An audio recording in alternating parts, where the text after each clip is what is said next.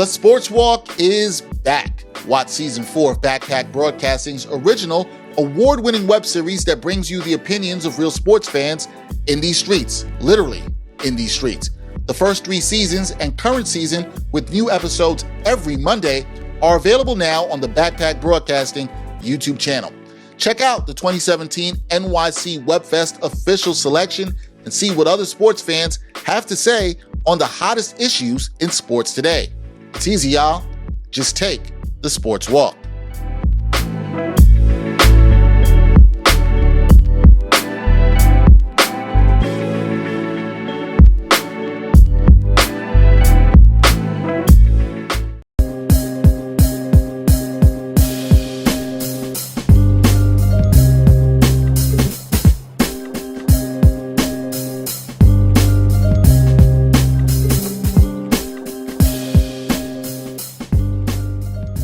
Hard to Tell Podcast, episode 203. Dexter Henry Bryan Fonseca here. Sure. Hopefully everybody is well. Their belly is full after Thanksgiving. Last week we had the Thanksgiving draft. It looks like I have a Yankee hoodie and you got a Mets one, but mine's just dead ass with the Yankee. Yeah, it does, because we know you don't rep that team in the Bronx. No. We don't do that over here. How was your Thanksgiving, B? Oh, it was very eventful. It was like being in the music video for Swimming Pools by Kendrick Lamar. You know, I got very turnt on Thursday. But it was good. And then Friday, I had one of my favorite days in a while because I promised myself that I've earned a day off. And I was like, look, I'm not going to do shit. And Friday, all I did was play FIFA and Madden. And that was my day for the most part. I think I played Battlefield a little bit too, but like that's all I did. It was amazing. It was so amazing. I made my own team in FIFA also, San Lorenzo FC. You know what I'm saying? And we're gonna get with it with another. I'm gonna pick a club, probably Huddersfield Town, as we discussed. There you go. See if I can get them promoted to EP, the EPL First League. I gotta tell you though, FIFA, woo, that shit is hard. You talk about like, remember we've shared war stories about being a GM in 2K, is no joke, but it's fun. No it's fun. Good. I'm glad to hear Thanksgiving. I've been trying to get Mariano off of Real Madrid for a long time because he's Dominican. Can't do it. His agent's playing hardball with me. You know what I'm saying? And I'm hyped because Puerto Rico just beat Cuba today in FIBA World Cup qualifier 69-60. So we're 1-1 after losing to Mexico. I'm laughing because nobody pays attention to World Cup qualifying like Brian. Nobody. I'm tweeting about it. I'm like, I don't give a fuck if I don't get engagement for this or whatever. I'm letting the people know that I am paying attention to this shit. Isaiah Thomas, by the way, liked my tweet when I was shouting him out for getting 21 points in their win against Cuba yesterday. So, yeah, because Isaiah Thomas never thought anybody would be shouting him out for his 21 points in his win against Cuba. Hey, that's for sure. There's a site I'm talking to. Like we've already talked about. I may write a couple things there regarding this stuff and obviously NBA whatever stuff. But you know, we'll see. I'm gonna shut up until like the deal is. We'll see what we have to talk. We have to have a segment about World Cup qualifying basketball and whatnot. Good. I'm glad you had a good Thanksgiving. I had one as well. We have a guest with us joining us today. Good plate, by the way. You sent the photo. What photo?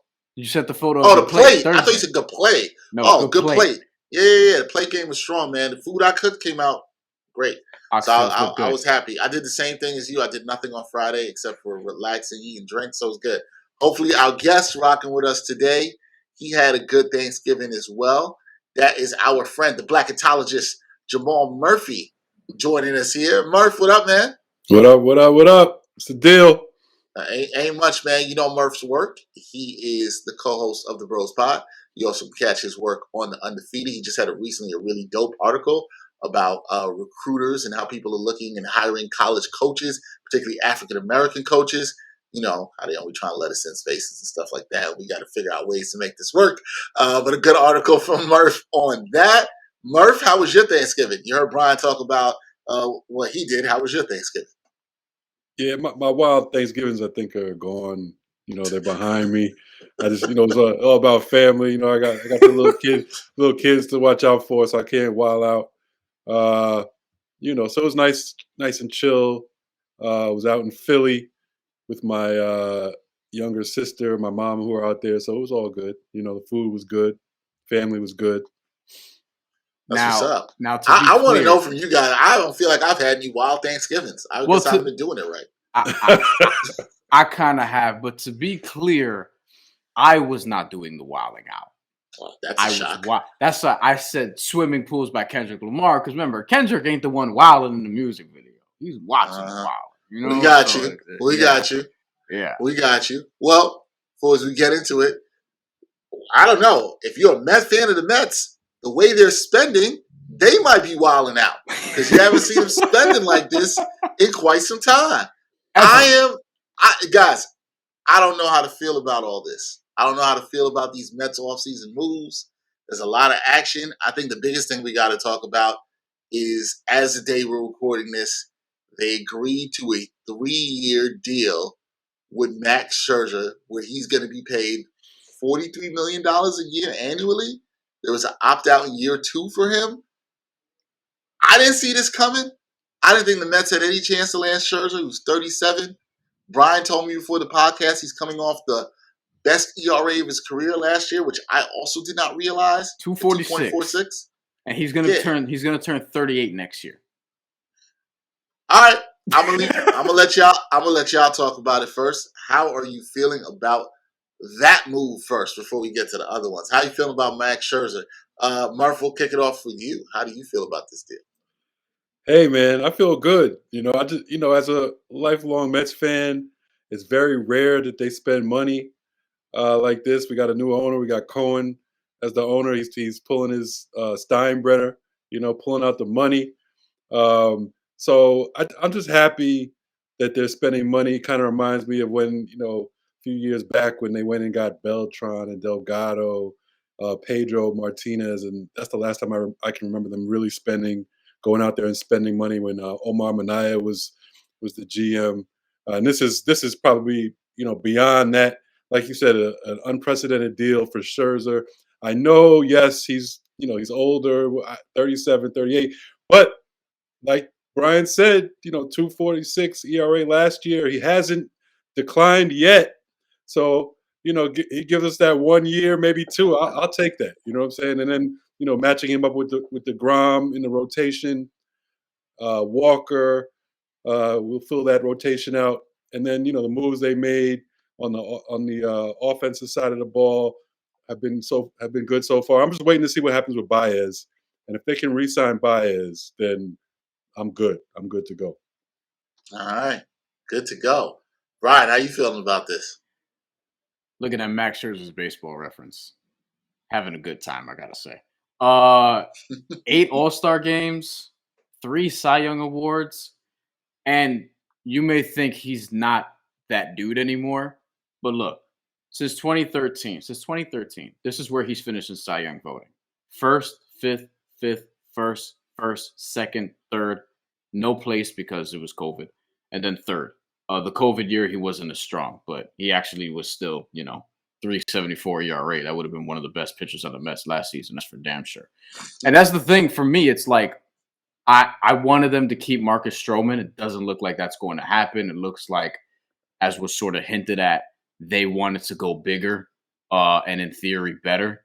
He is better than Marcus Stroman, but I still think that there is room for Marcus Stroman on this team, even now, if they wanted to make that happen, because I think Stroman's going to get half of what Scherzer's getting annually. And that's probably the high end of it. I was thinking something along the lines of 5 years and $100-ish million for Marcus Stroman. We'll see what ends up happening, but I don't expect him to come back. But really, as far as Scherzer in particular, putting DeGrom and Scherzer is dream team type of stuff. These don't always go well in sports, but I'm expecting it to, work out. I'm hoping it'll work out, especially as a Met fan. And then when you're looking at the rest of the rotation, you have DeGrom, you have Scherzer, and in theory, you're looking at Taijuan Walker being 3rd, and from there, it's probably Carlos Carrasco, David Peterson. You still have Tyler McGill, who did okay last year. He's better than Peterson last year, actually. We'll see if they're going to, call anybody up. I was looking at their 40-man roster. There's some names you recognize, but none that will excite you. Maybe they're a veteran away. They could add a veteran piece to that and somebody else like Carlos Carrasco come out of the bullpen to start the season. I don't know. But I love DeGrom, Scherzer, and Taijuan Walker as their 1, 2, 3 on paper. We'll see what happens the rest of the way. Aside from that, but look, man, they're putting their money where their mouth is. I've been challenging Steve Cohen, like, yo, money's not going to be an issue. Fucking spend the money, and he spent a lot of money on a guy who's one of the, I don't know, 3, 4 best pitchers of his generation. So for me, it's crazy because just the way this offseason went. You know, we started off talking about their front office moves and how everything looked bad. They couldn't hire a GM, and they finally are able to hire a GM. Then we find out, Syndergaard. I was pissed off about that a couple weeks ago. They couldn't re-sign Syndergaard to the 1-year deal. Then you hear Cohen, who was unprofessional, I might add, in tweeting about his dealings with Matt's agent and all that, and him not being able to bring Matz. I didn't really want Matz back. I thought he needed to go pitch somewhere else. I'm not sure he could really pitch in New York. For them to, and I know we'll get into the other moves, but for them to get Scherzer shocked me. I didn't think they'd even be in the running to spend the money. I think that's how scarred we are as Mets fans. We don't even when we have an ownership that's got some money, we still don't think that they're going to spend it. So I was shocked. Do I have some concerns about his age? Yes. But he pitched a 2.46 ERA last year. Now, don't know when the cliff is coming. We talked about some other things about how it can come quick for different players in all different sports. I don't know when that's happening. But look, if DeGrom is back on his game and this guy's on his game, I mean, the Mets got probably the best 1-2 punch in baseball. They're going for it. They're trying to win the World Series. I think that matters. And that should excite the Mets fan base. I like to see them do some other things, and we'll get into the other moves they did. I, too, like Brian, would have loved to see if they could bring Stroman back. It doesn't look like that's going to happen, but if somehow they could still pay and keep him as a number 3 starter, that would be fantastic. But we'll see. I understand why some Mets fans are going to have trepidation. I understand why they're going to be a little bit concerned. I think a lot of it will be the age and the possibility of injury history here. But here's the thing. If they get 2 good years out of Scherzer, right? When I say by 2 good years, I mean even years that are like what he pitched last year. Let's say you get 2 more of those. And you get to a World Series, and dare I even say, win a World Series. Yo, it's worth it. It's absolutely worth it. Like, nobody's going to be talking about how bad the last year of the contract is.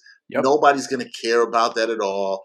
This is what it comes down to. When you make a move like this, you're basically saying World Series, title, or bust. When's the last time we were able to say that about the Mets guys? It's been a long time. So the fact that they're going for it, yeah, he might be old. Hopefully he's able to pitch good for a couple of years. But I like that they're going for it. I think that means something.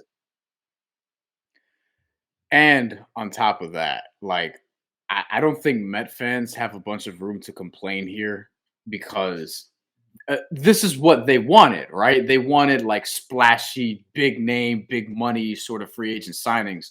This one wasn't quite on my radar. Max Scherzer in particular. Like, I don't recall ever having a discussion about potentially him being a part of the Mets. But now that you see the sort of vision play out, it makes sense because they let Syndergaard walk. It looks like they're going to let Stroman walk. Agree or disagree with those decisions, that is what it is. I'm not, I'm not as down on the Syndergaard move as Dexter is because I'm just not as much of a fan of Syndergaard personally because I think he just wants to throw hard all the fucking time. But I do think that there's something to be said for them not wanting to match that offer because it's like that's not a ton of money for them to do that. And then you add the Scherzer point of it. It's like, oh, the Syndergaard thing doesn't even matter at this point. So, I mean, we'll see. And Syndergaard hasn't even been good in a couple of years because he hasn't really pitched in a couple of years like that consistently. So there's that part of it as well.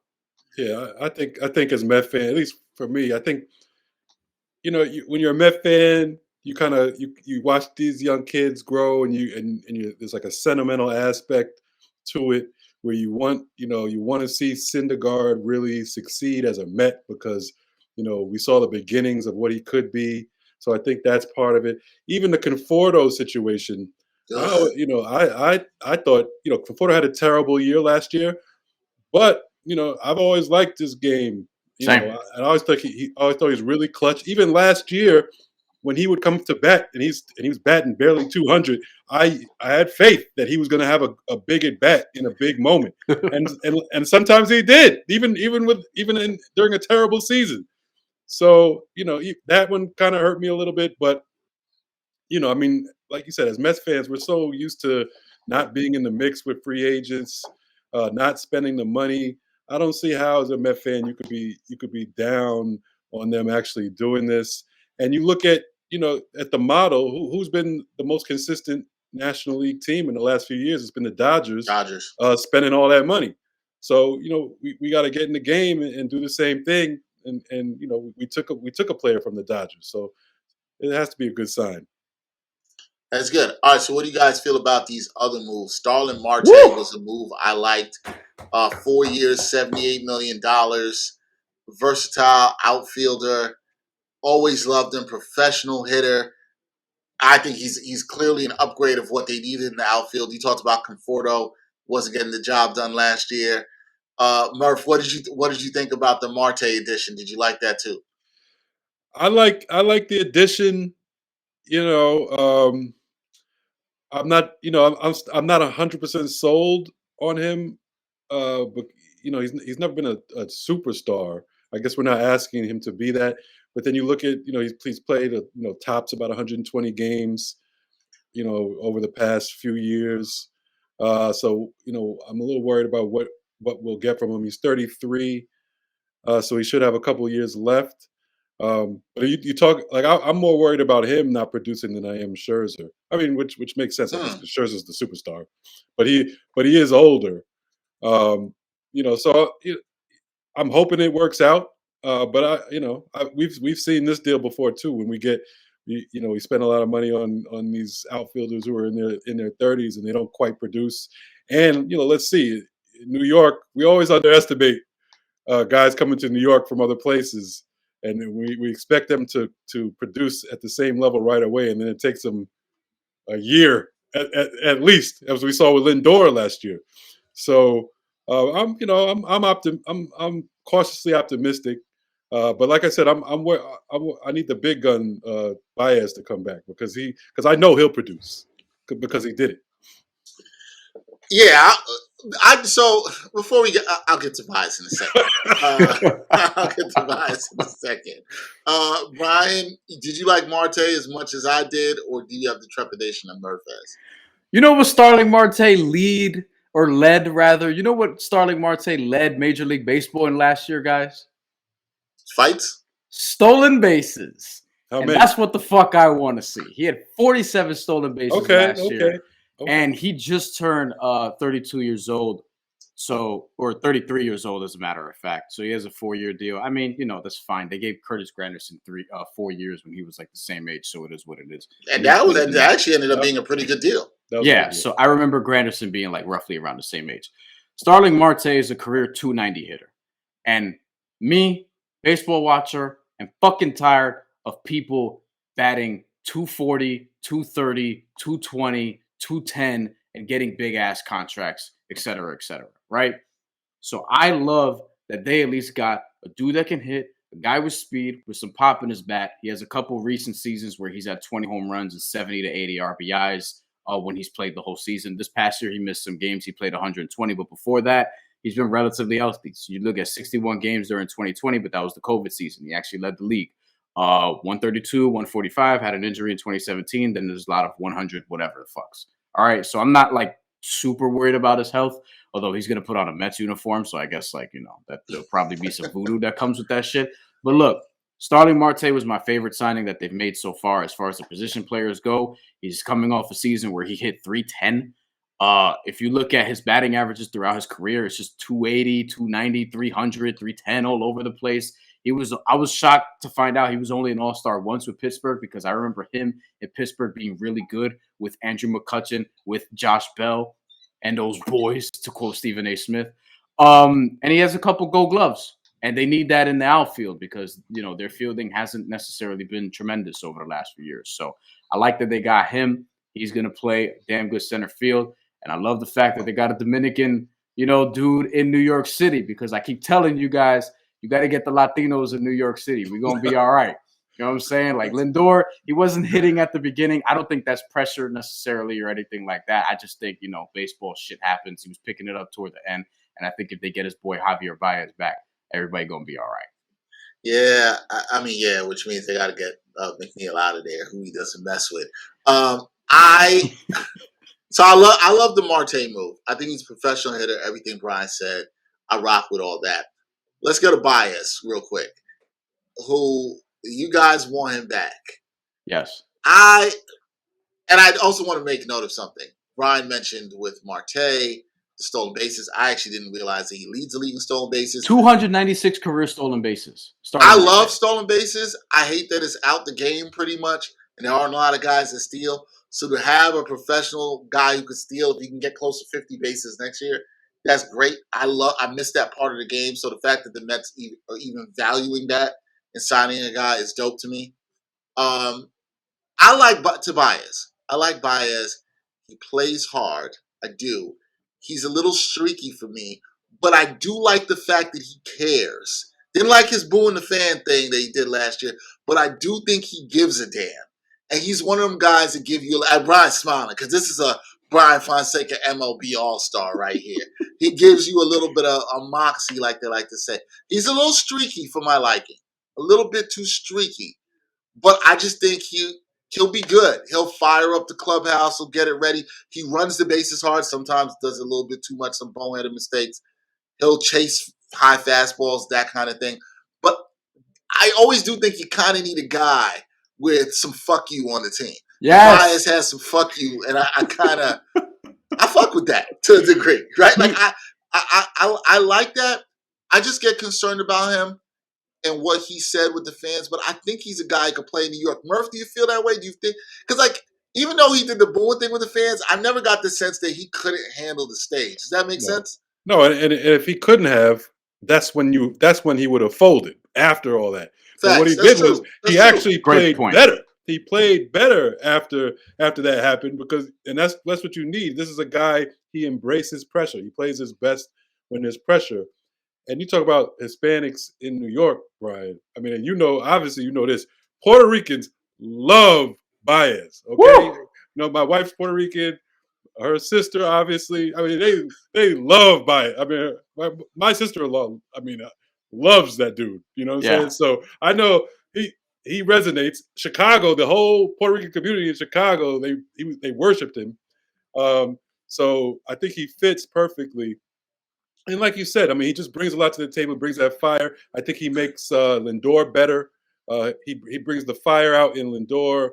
You said he is streaky, no doubt, but he always ends up around that, a little under 300 level hitting.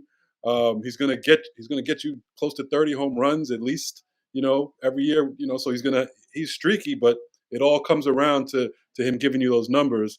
Great fielder. We didn't mention that. Yeah, he's a fantastic fielder. And that just, that infield with him and Lindor, it just makes it so solid. I'm worried. I actually would be surprised. I'm actually deep down would be surprised if they do re-sign him. I just feel like I could, where are the rumors of him going other places? I know before it was he might go back to Chicago, Detroit Tigers, et cetera, et cetera. I don't think Francisco's going to let that happen. Yeah, I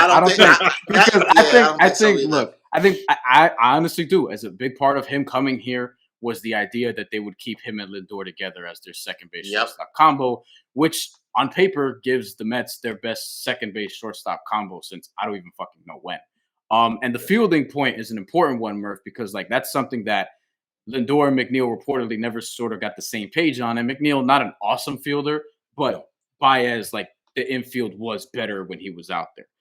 And as I'm looking at some of the numbers, small sample size because he was only with the Mets for a couple months. But goddamn, after a slow start, he really picked it up. And he ended up batting .299 in 186 plate appearances with the Mets over 47 games. Wow, I actually didn't realize he was that close to 300. I didn't in his time with the Mets. Wow. And in his career, he's a 265 hitter, which, look, even before this, dead ball era, that's not terrible, or whatever the case may be, right? But now, shit, I would love if he would bat 265 because, and the streakiness sort of, I wish he struck out less. You know what I mean? Like he's a free swinger. That's yeah. Like he has a big swing, a wide swing. I wish that he could short it up a little bit, but look, he still had 31 home runs, 87 RBIs last year. And the streakiness doesn't bother me as much because I'm picturing the Mets lineup, right? I'm picturing Brandon Nimmo hitting first, Starling Marte second, or you could flip that, whatever the case may be. I think I would prefer Marte second because he's a better hitter than Nimmo, and I like him batting right before Lindor. I would keep Lindor third, because I do think that he's going to start to pick it up, and you're going to have other hitters around him, which is going to help if they stay healthy. Pete Alonso 4, and then Javi Baez 5th. If my 5th hitter is batting 260, 265 and giving me 30 home runs, you know what I mean? 80 RBIs, whatever the case may be, then I'm great with that. And then from there, you're going to have some of the other guys we haven't talked about yet. Eduardo Escobar is probably going to be next, and I like that signing. I was surprised at how cheap he came too. Canha from Oakland, who's also coming over. So they got him as well, and he's going to play corner outfield. Look, I ain't gonna lie to you. I have not seen the dude play like that much. Haven't been watching a lot of Oakland A's baseball. When I saw his baseball reference, that's the only team he's played on, I was like, okay, that explains why I haven't really heard too much from this dude. His numbers didn't look awesome, but I'll take everybody's word for it that say that that's a pretty good signing. And then your 8 and 9 hitters, if there's a universal DH, are going to be at this point Dom Smith and Brian McCann. That's a fantastic lineup. So I'm rolling with that. Yeah, what do you guys think of those other? I agree. I think the lineup could be fine. What do you think of those other signings? Eduardo Escobar, Matt Canha. Did you like those, Murph? I didn't know a damn thing about Canha either. I've been watching my Oakland A's baseball. But what did you think of those signings? Yeah, I like them for the money. Solid players. Like you, I didn't know too much about them, but when you look at them, you talk to people who have seen them play extensively where they were.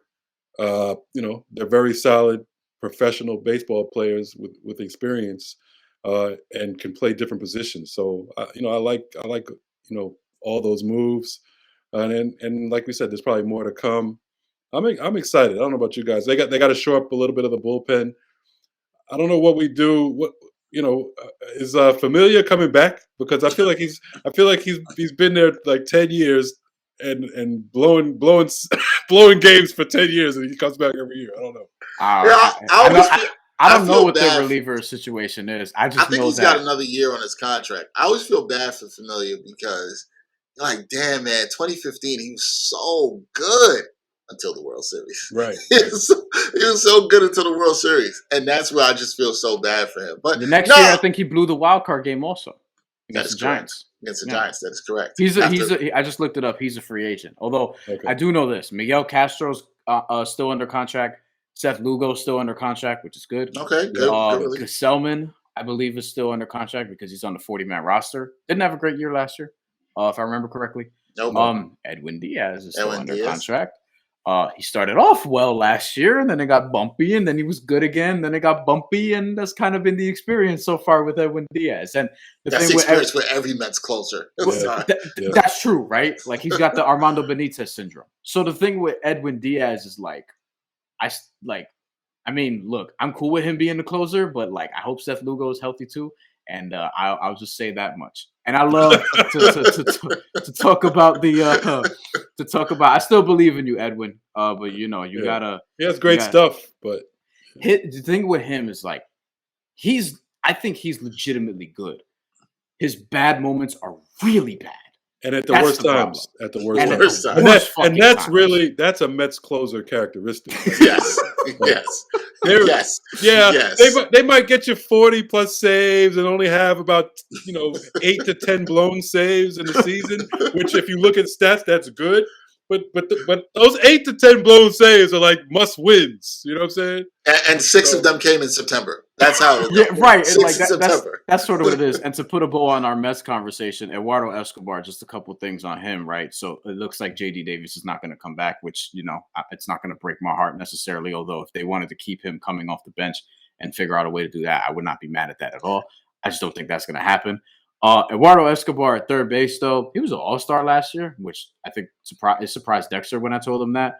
In baseball, I think every team does have at least one all-star, however the fuck that works. But look, he had a good year last year, 28 home runs, 90 RBIs. played with the Diamondbacks and played with the Brewers for a little bit because he got traded. Hit 253. If he could mirror some of that, I was surprised to learn that he actually led the league in triples a couple of years ago. Eduardo Escobar got some speed. I like that. Some speed on this team. Like he's not a base stealer, but he's a guy like he has almost 40 career triples. And over the last especially the last 5 years or so, you're looking at on average 20-ish home runs and significant 80, 90 RBIs. In 2019, he had 35 home runs and 118 RBIs with Arizona. But the thing is, he's been with Arizona, so people hadn't really paid that much attention. So I like the fact that it got some guys that, whether they're base stealers or not, got some speed, can run the bases. But guys, we might be forgetting somebody who's actually still supposed to be on the roster next year. That is Robinson Cano. Anybody excited to see Robinson Cano with this Mets team? Yes, I forgot about that. Yes, that's true. Yeah, he has He has 2 or 3 years left. I believe this is the last year for Robinson Cano. I'm gonna look. But I mean, does anybody want to see Robinson Cano back on this team? Buy him out. How old is Robinson Cano now? I believe. Right now. Hold on. I believe he's 40. I'm sure he can still hit. Right, yeah, he could still hit. I'm sure. He should be the universal DH, I guess. That's not a bad DH in spots. He's 39. He's 39 years old, and his contract. I don't know why they don't just buy him out, and he actually. I forgot that he's actually already been with the team for 3 seasons. He just didn't play last year, and his batting average with the Mets is good. Like he hit 316 during the COVID season. Yeah, he played really well during the COVID season. I mean, but we know why he might have played well during the COVID season. Just saying. But to answer your question about the contract, which, if you remember, 10 years, $240 million, and the Mariners are still sharing a portion of that with the Mets, I believe. I don't think it's a large portion, but yeah. So he's going to get paid 2 more years. He is owed money in 2022 and 2023, and then he is an unrestricted free agent. So he has 2 years left on this contract. He has 2 years left on this contract. Hey, I think you could buy him out. Steve Cohen, you got the bread. If you want to do that. I don't know, because I don't know what you're keeping Cano for necessarily. Clubhouse leader. Yeah. I wouldn't call him that at this point. Let me ask you guys this. I genuinely don't know this. I think I know the answer, but I'm not sure. A lot of basketball going on. I've been paying attention to. Do we have a manager yet? No. The answer is no. No. The answer is no. Which, if you think about it, makes these moves impressive, but also kind of funny. Because what you're saying is, I'm gonna build this team. If you like this roster, you damn sure will come and manage it. I have an idea. I have an idea of what you can do. No, player manager. No. No. But I am thinking player, and I am thinking Latino. Because a couple years ago, no, you tried to get Carlos Beltran. No, you got Carlos Beltran, did the whole introduction, whatever, and then because he hit a couple cans, you kicked him out. Meanwhile, right, and Cora's back. And Alex Cora's back. Doing his thing. No, get Carlos Beltran like you tried to do 2 years ago. By the way, I don't think this was Rojas' fault. I don't think he necessarily should have been fired. But he was a young manager. He made a lot of young mistakes. Right, but if you're going to do it, it's Carlos Beltran time, baby. Who better to manage this team? You got fucking Lindor. You might bring back Baez. Edwin Diaz is still on the roster. You know what I'm saying? You got Starling Marte now. You need somebody to, you need somebody to sort of keep everything. Keep the Latinos together. Yeah. The only thing with Beltran, I never could picture him as a manager. Can you guys picture that? I can. I can, man. I don't think I felt this way until when he was on the Yankees, and I was around that team a little bit, doing some stuff with Marley Rivera for ESPN Deportes, and I could see it. You know where you could just see it in the guy, their presence in the clubhouse, the way he talked to the guys in the pregame warm-ups, just this presence he had about him. And that's why I bought in when the Mets hired him. I was like, I think this is going to be a very good hire. And I actually didn't talk to Brian about this, but I was really impressed with the fact that Brian brought this up because I was like, I think they should go back to Beltran. I think this would be a good move. I really do. I really think that going back to Beltran will be a good move. And like you said, why not? Alex Cora is managing there in Boston. Everybody seems to forgot about it. Yeah. Ain't nobody. Was anybody really crying about the Astros in the World Series? No. I was rooting for them. Not really. Yeah, I was rooting for them because that's how much I dislike the other team with the racist name and the racist chop. We know what that's about, right? Yeah. So and Cora brought his team to the ALCS, by the way. Like right. the Red Sox were shockingly good last year in the postseason. Right. Oh, there's no question. He's a great manager. He's a good manager. Nobody's thinking about it now. Nobody's questioning it. I think the climate is what I'm saying is I think the climate is right where you could bring Beltran back. Yes. And nobody's gonna be crying over about it or saying this is the worst thing in the world. Shit, you already hired him. You already had the press conference. We don't even need to see that again. Hold up the 15 jersey. Let's keep it rocking. And I'll just add this point. If you want to get the best out of Francisco Lindor, you know what I'm saying? You might want to get Carlos Beltran. and Baez. And Baez. And Baez. I'll tell you what. They go get Beltran. That'll make it a really good offseason. Yes. I'd be very happy with that. But yes, Murph, they do not have a manager, and they're still out here making all of these moves. I don't know what that says, but I like it.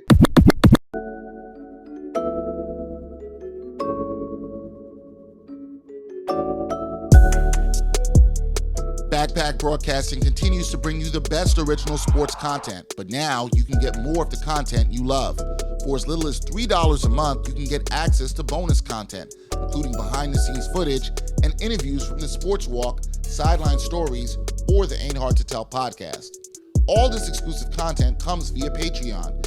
There are tiered levels of patronage, and each Backpack Broadcasting patron receives exclusive perks.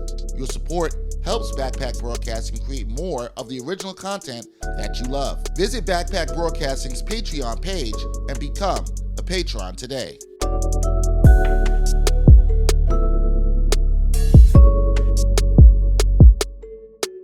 All right, guys, let's talk a little bit of basketball. Because the NBA season, we're about a quarter way through. Most teams have played about 20 games. And I like this time because this is like, and I'm going to talk about this on the exchange later this week. Like, who's real? Who's fake? Are we seeing phony people? We seen our man, Gerard Hector. He's already, right now, wants to proclaim the Warriors champions. You know what I'm saying? People were jumping off the Knicks bandwagon. People think the Nets are finished. You know, all sorts of craziness. What have you guys made from the first 20 games of this season? Is there anything that we can take from what we've seen thus far in the NBA?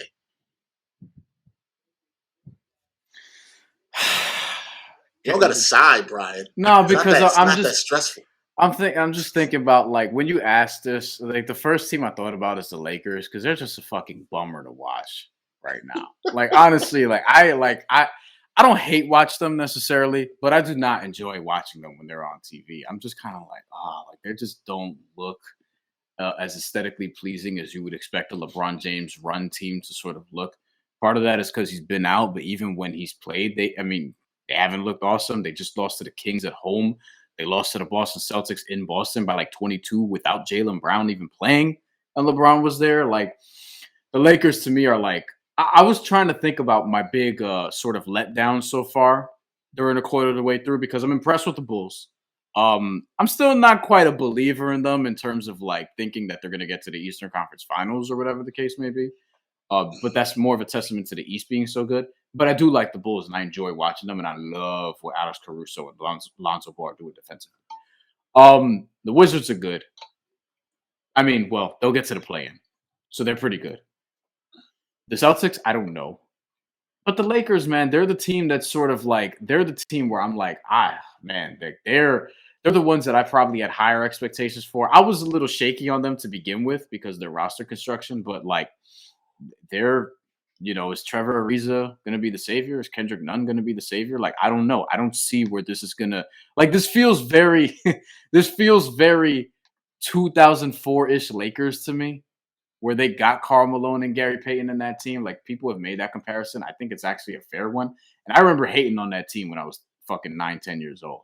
I did not want that team to win the championship. Didn't that team get to the finals? Yeah, and they got their asses. They lost to Detroit. So they're way better than this one. They're way. Yeah, like I think, but to me, like, the West has a clear top three with Golden State, Phoenix, and Utah. What was that? What team was that again? Utah. There you go. In the regular season. But in terms of what happens from here, because Murph and I ain't buying the Utah Jazz. You know what I'm saying? I would love to.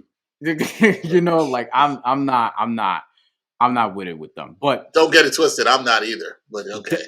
Denver now with MPJ out and Jamal Murray potentially out, like, I don't know what to expect from them. And then Cleveland. The Clippers are kind of my dark horse in case Kawhi Leonard comes back. But the West has a clear hierarchy, but I don't think it's impenetrable. Same thing with the East. I think, it's still Nets, Bucks. The Heat are probably third, but I don't think they're impenetrable either. So I think this is going to be like this. There's going to be some parity here, and injuries are going to really swing this shit. So I'd agree. But go ahead, Murph. Yeah, I mean, we were talking about this on in the chat earlier today, and I just feel like, to me, it's the season.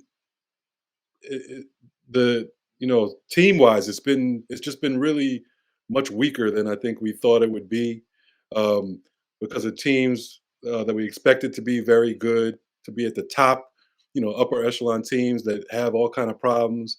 You got the Nets, of course, no Kyrie, basically, no Harden. He's not much better than he was when he was on one leg last season. You got, the Lakers you just talked about, who are struggling worse than I thought. And I was not high on the Lakers coming in, but I didn't expect them to be this bad. And you look at Anthony Davis, and he's the key to me. We all agreed that he was going to be the key to the season, and he has been borderline terrible. Anytime LeBron James is not in the game, is out for a game, and you expect AD to carry the team, to at least be competitive, and he's just not there. And it's we're all complaining about Westbrook, but what's Anthony Davis doing? So that's an issue. Philadelphia is not the team we thought they'd be, obviously because of no Ben Simmons. So that's another team that's not in the mix. Denver, we talked about the injuries. They're not a contender without Jamal Murray. And the Clippers, no Kawhi. From everything that we're hearing so far, it doesn't look like he's going to come back. So it just seems like it's almost like a watered down NBA right now, and you have a team like Golden State that's able to take advantage. Phoenix, it seems like it's pretty much the same for them as it was late last season in the playoffs. That everybody else is decimated, so hey, here we come. We're going to take advantage. We're going to take this seriously. I was at the Nets game when Phoenix destroyed them. I know the score was a little closer at the end. Mm-hmm. The Nets only lost by 6, but the Nets were never in that game, and it really was just a mentality thing. You could tell that Phoenix is focused. They're regular season focused. They're trying to win every game. The Nets are out there, trying to figure themselves out, and before you knew it, they were down 20. So, I think the NBA has been. Don't get me wrong. There's a lot of good young players, a lot of good, interesting teams like the Cavs. Atlanta is still interesting to me. Even a team like Minnesota. So there's a lot of interesting stories with young guys playing well. I think the talent is at an all-time high, but we're just missing key players from key teams to the point where we just don't have the upper echelon teams that we thought we'd have. Yeah, no, I definitely think that is. I don't even know if I want to say it's a problem, but it's definitely a concern in terms of enjoyability in watching the league, right? Brian talked about the Lakers, and the Lakers, yeah, they're tough to watch. The Lakers are tough to watch. Brian said they're tough to watch, but I have a friend who's like, hey, I like watching them because it's a freaking train wreck. Right. I don't know what you're going to get. Murph, I thought you brought up an excellent point about Anthony Davis. We have not seen bubble Anthony Davis. Right? We have not seen that at all whatsoever. And what I've noticed from watching the Lakers and Anthony Davis, and Murph brought up the points where LeBron is out and AD is looked upon to be that number one guy.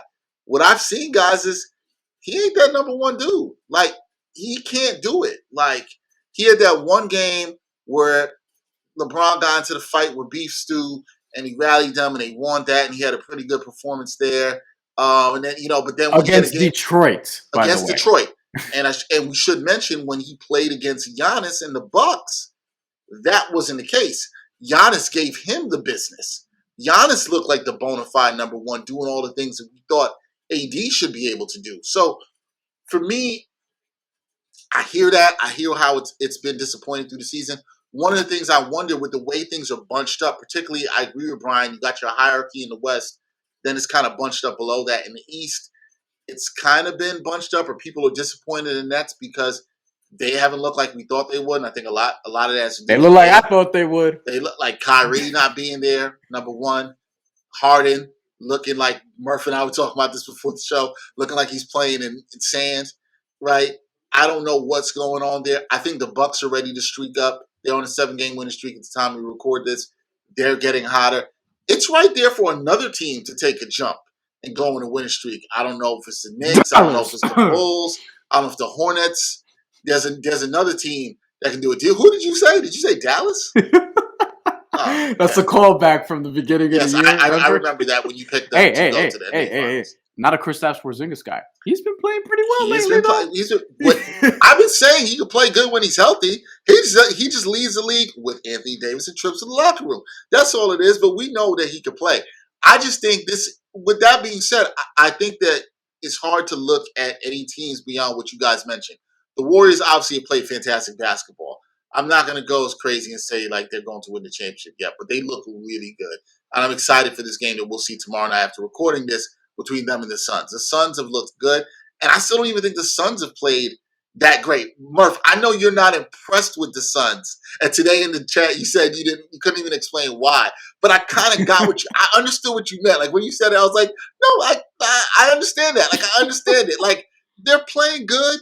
Devin Booker looks good. He's shooting a career high from downtown 40%, which is kind of crazy because I think a lot of people would have thought Devin Booker shot higher than that before, but he didn't. But something about them is just like, okay, yeah, it's nice. It's because none of these teams are overwhelming. Like right. Like people have complained about superstars teaming up, and that's going to ruin the league and things of that nature. And like, you know, some guys have gotten together, but when you look at just the league in general, if everybody were healthy, I feel like the results wouldn't be like dramatically different in some cases, because I think that the league is still close enough in terms, you know, from team to team that the separation isn't that deep. But now when you implement all the injuries, and you know, Kyrie doesn't have an injury necessarily, he just has a stance. But I guess we can call it that, right? But when you look at the teams, like there's not much separating these guys. I really think like as we play forward, and I was saying last year, like, yo, this is kind of the season I'm worried about, because this isn't after the bubble season. This is the one after the bubble season. So this one is like, you know, the NBA Finals from 2020 were just 2 years ago. You know what I mean? And that was 2 seasons. I mean, we're not 2 years ago. We're just over a year ago. And that was 2 seasons ago. Right. And that was 2 seasons ago. It was 2 Octobers ago. And I'm looking at all the teams. I just don't think there's a lot of separation here. So I think a lot of teams are going to be, you know, trying to go for it and try to establish themselves later on. Like we'll see some trades at the trade deadline. We'll see, you know, teams like the Warriors and the Lakers and the Heat and the Nets are going to do well in the buyout market. Milwaukee just got DeMarcus Cousins. I don't even know what to do with that, but they got DeMarcus Cousins, so we'll see what happens there, right? Like I think it's just going to be really interesting. And last year we got like a weird champion, right? Or weird finals in general that we didn't expect between Bucks and Suns, because every year, and this is why I laugh when people say, "Yo, talent wins," and like I understand what the point is, but it's never that simplistic, right? Because I remember a couple years ago, everyone was saying, yo, the Clippers, because they fucking stopped the Lakers and, you know, stunning on them in game 1 of the season or whatever. And then in the bubble, they went out there and shitted on themselves in the playoffs. And people were saying, oh, it's because the Clippers didn't want to be there, whatever. And it's like, yo, if you want to win, like, you got to fucking play wherever you're going to fucking play, right? And the Lakers ended up winning the championship that year, and the Heat ended up going to the finals, so I give them credit for that. Last year, the Bucks and Suns won. I think that if Denver were healthy or if the Clippers were healthy, they probably would have beaten the Suns. But the Suns ended up going to the finals. Shit happens. A lot of people say the same thing, like, oh, if the Nets were healthy, maybe they would have beaten the Bucks, whatever. Well, like, yo, like the margins are going to be incredibly thin. Right. Well, with that being said, that's why you can't be going crazy even after 20 games. Like all that tells you, right? Like, well, that's the key.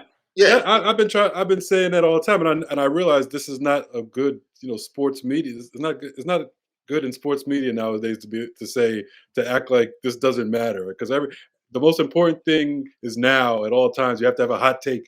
What happened last night and what it means and who's the best right now, but it doesn't matter, right? Because we're only 20-something games in. We don't remember. Do we remember what the standings were 20 games in last season? I always make I always make this point. It's like we never think about the shit. The Nuggets just beat the Heat up again, right? The score looked close, but it was not close at all.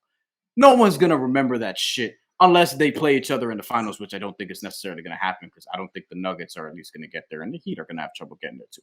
But like, we don't remember games from January 8th and November 30th and December 10th and all the.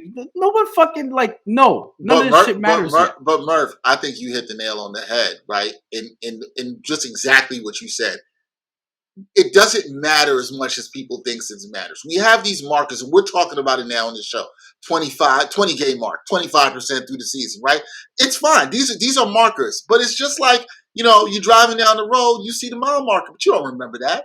You're not thinking about the mile marker, the exit back there, unless the food was really dope there, something happened there, maybe. But you don't care. It doesn't matter. You talked about Brian. You talked about the bubble season, and you talked about how the Clippers beat the Lakers in that first game of the season. And everybody thought, the Clippers have the team to beat, blah, blah, blah.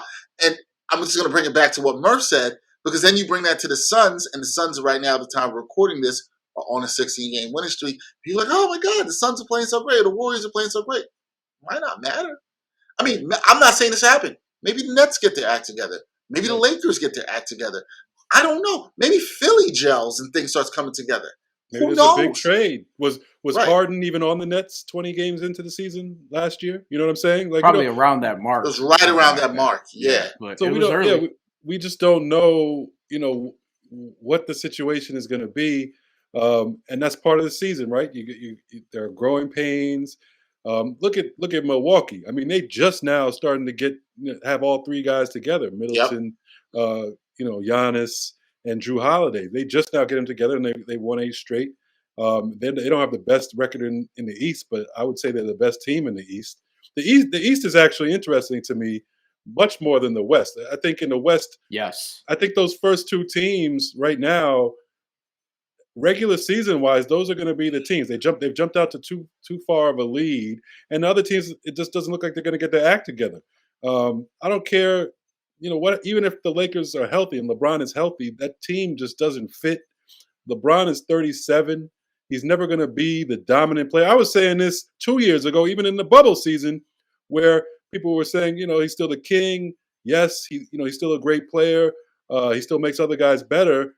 But the days of him being able to dominate physically other NBA guys, that was over. So he needed other people to step up, and now he's just on a team that just doesn't fit. So I really don't think they have any chance. I just can't see it. Maybe I think their ceiling is getting the second round of the playoffs in the Western Conference. Now the East, look at all these teams you have in the East that are interesting. I think the Bucks are the best team. You got the Nets, maybe. I'm not going in order because I think Miami is probably the second best team in the East. But look at Miami; they're inconsistent. They struggle depending on who's in and out of the lineup. I don't know what's up with Hero right now. He's sick. He's That's sick. all it is. Yeah. Non-COVID related. Non-COVID related illness. Non-COVID related. But you got Chicago. You got a newborn kid. You know what I'm saying? Okay, so he probably, There's no excuse. He's a professional basketball player. But Chicago's interesting. You got to love Cleveland. Washington's interesting. Charlotte. Atlanta is a lot better than I think they're playing right now. I think they'll shoot up the standings. So there's just so many. Boston, I think, has potential. I think, they have a rookie coach, but he seems to be. They need a point guard. Coming into his own as a coach, getting a lot out of the players. So I think the East is pretty much wide open, and you have some talented teams there. So I think that's fun to watch. But on the West, and I don't believe in Utah at all anymore. I really don't. And I'm a big Donovan Mitchell fan, but he just doesn't have enough. I mean, I didn't think Bogdanovich was enough last year to be your third option or whatever he is, like your second scoring option. And he's a year older this year. So I just don't see it. And we're starting to see them break down in the regular season like we haven't seen in a couple of years. So I can't see it. It's going to be interesting. We're only 25% of the way through the season. By the way. No need to make some crazy predictions. Yes. I know that these games, like we're saying that they don't matter necessarily or whatever the case may be. But I do think like some of what we're seeing from some of the players, right? Like from what they established and that carries on or whatever. So trends and things like that. I just want to say all I've ever said about Bobby Portis was that he would be a good player on a good team, like have an important role, et cetera, et cetera. And this dude is balling right now. You know what I'm saying? 15-8, 28 minutes a game, shooting 49% from the field, 44 from three. And there's a carryover to what he did last year, where he was, in my opinion, 6th Man of the Year candidate and the 4th best player on the championship team. So, you know what I'm saying? I could take some more victory laps on a lot. He has had some big games this year. I've hit on a lot of fucking players. Okay, a lot of fucking players so far. Bobby Portis is just one of them. I just want to say I'm not gonna mention Tyler Hero. You know what I mean? I'm not gonna mention Tyler Hero having negative odds to win 6th Man of the Year because he's so much of a favorite right now. I'm not gonna mention any of it. This annoyed me right now. This is the second time today I recorded an episode of NBA Exchange with my guy Andrew Goodman from Brew Hoop, who was talking about the Bucks, and he said to me, quote, in the middle of answering the question, "I'd be remiss if I did not mention Bobby Portis as being integral to this team's success during the 7-game winning streak," which in my head I said, oh, if only Brian Fonseca was here. And sure enough, we record this podcast, and this man had to find a way to bring up Bobby Portis once again. All I've ever said, because people shitted on him when he was with the Bulls and the Wizards and the Knicks especially. And I'm like, yo, Bobby Portis is a good player. He just needs to find the right situation. And he's been the 4th best player on the championship team. And now, he's been the 4th best player on a championship contender another season. So okay, we talk too much Bobby Portis here. But keep it in the spirit of Brian, we will move on to violence, and that is boxing.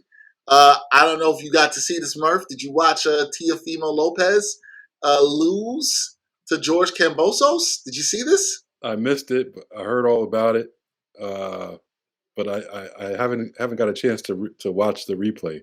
But I heard it was a great fight. I heard supposedly the version I heard is that he didn't come prepared. Is that true? I would say he started slow. I think he definitely that's an understatement. Brian's like, that's an understatement. Okay, he definitely underestimated his opponent. There's no doubt about that. Like, if you watch this, he clearly underestimated his opponent. And listen, I want to give credit where credit's due before Brian goes, our veteran violence aficionado. George Kambosos, like Brian, and I know Brian loves this because Brian will text me stuff like this. But George Kambosos, from the jump, I was like, oh, this dude's got heart. This dude came to fight. You know when somebody comes to fight and he was ready, he was prepared? This dude was prepared. This was one of these, I've been waiting my whole life for this. You know what I'm saying, Murph? He was waiting his whole life for this, and he was ready. You know what I'm saying? You ain't got to get ready if you stay ready.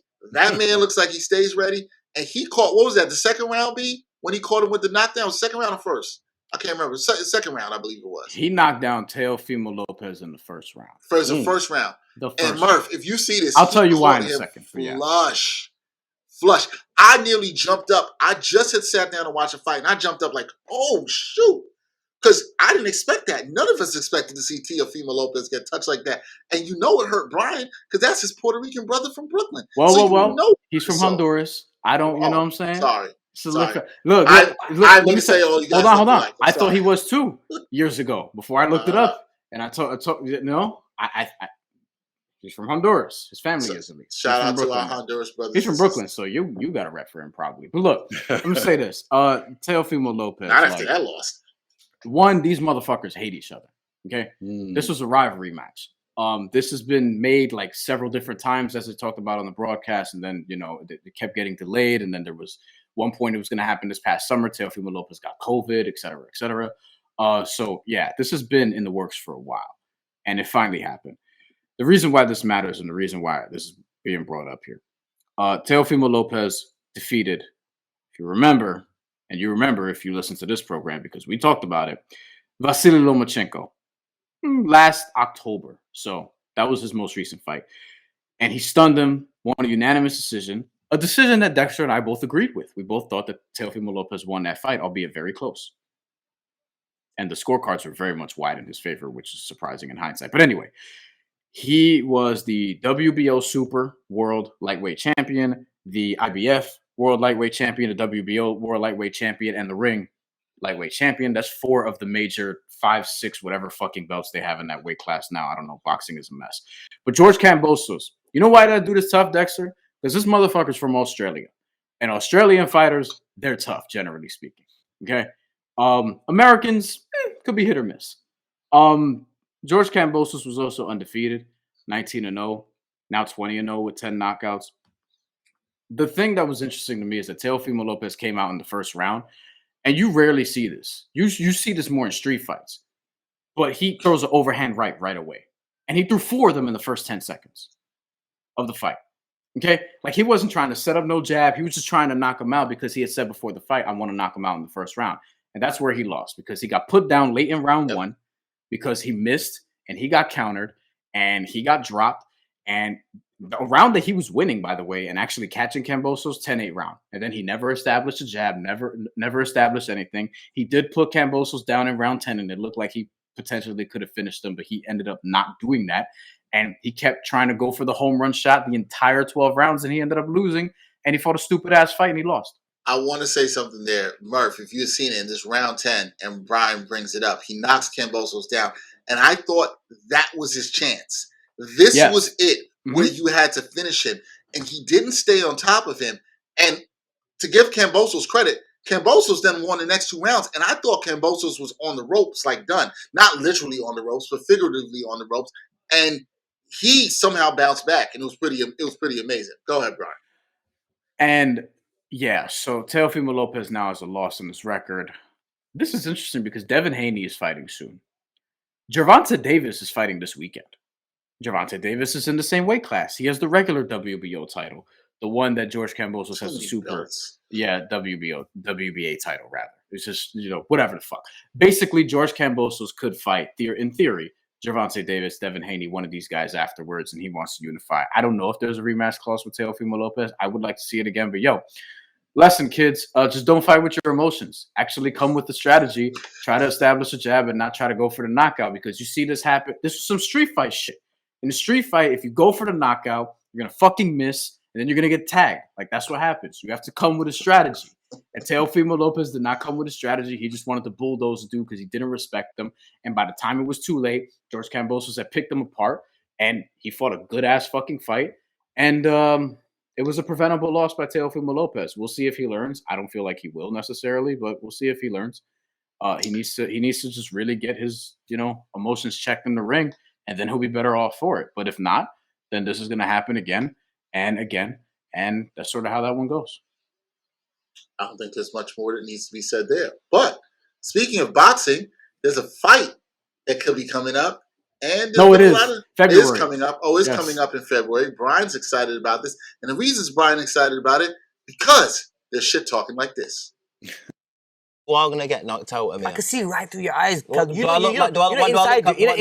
look then? You've lost the fight already. Are you sure? Honestly, you. Or do you think that I'm driven and I'm wanting to take your chin off? No, not at all. Are you sure? Not at all, mate. I can see right through you, mate. Okay. You are empty inside. You're all scared. Right. I'm scared. Honestly, you are. Deep down, that's why you're talking so much. No, I'm not. The way you're talking and going on about it. I want you to know. Yeah, I want you to know. I want you to look at me and understand that I'm going to be over with you when you're out cold. You. Okay. You're getting knocked out. You know what it's like to be knocked spark out, don't you? It's going to happen again.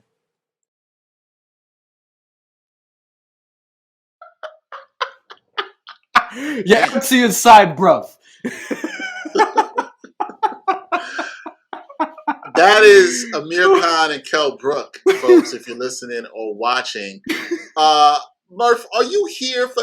I tend to think a lot of the yapping before these fights, it never amounts to anything. Nobody's going to fight, but I guess it's somewhat entertaining. I get kind of tired of boxing. Let's just see the real fights happen. Remember, all this yapping. Remember, Murph, for context, this has been 6 years in the making or so, because for whatever reason they couldn't get the business taken care of, and then what ended up happening was Amir Khan decided to fight Canelo Alvarez, move up from welterweight all the way to middleweight. He got knocked spark out, as Kell Brook said, and then Kell Brook went up to middleweight from welterweight to fight Gennady Golovkin, and he also got knocked spark out. And then he fought Errol Spence and lost again. And both those guys, like, they're not where they were before. They're still very good, but they're not where they were before. They had a press conference before that I sent it to Dexter. They were arguing who had the better loss to Terrence Crawford, basically.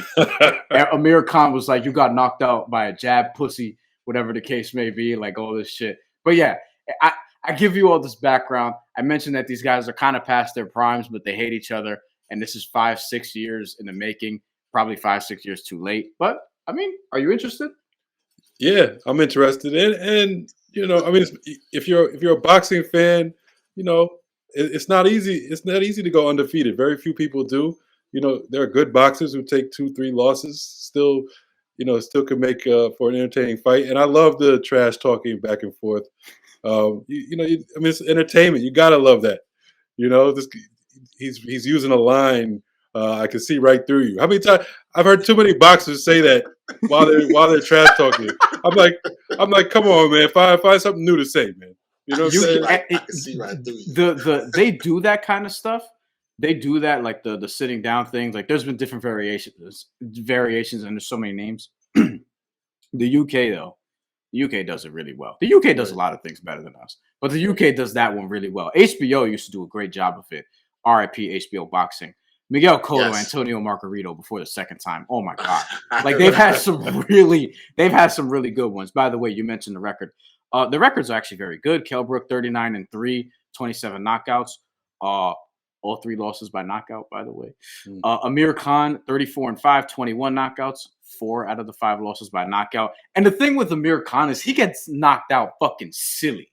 Like, when he gets knocked out, like bad. You can look up the compilations. There's Breeders Prescott, there's Danny Garcia, there's Canelo Alvarez, who the Alvarez knockout. The Alvarez one, he took a while to get up from.